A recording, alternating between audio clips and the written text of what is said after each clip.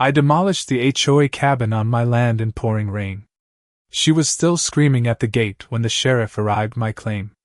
I stood there covered in mud holding the deed they said I could never enforce, watching her red-faced fury bounce off the locked fence she tried to control.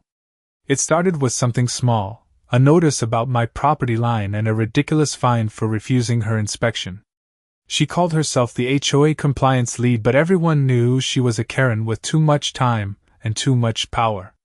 I stayed calm and started recording everything. Visit. She escalated quickly, blocking my access road, placing unauthorized locks on a structure that sat on my parcel.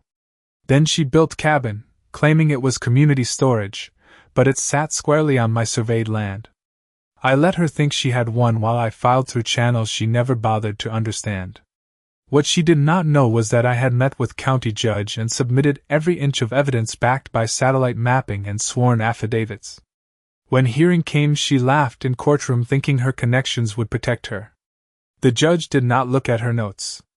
He looked at my documents and ruled in my favor minutes. Back at property, I gave her one warning to remove her structure. She refused and called me weak. So I brought in a demolition crew by order, and we took it down piece by piece while she watched, screaming that I had no right. The bank accounts tied to her HOA were frozen day for misuse of funds. Police escorted her off property after she tried to interfere.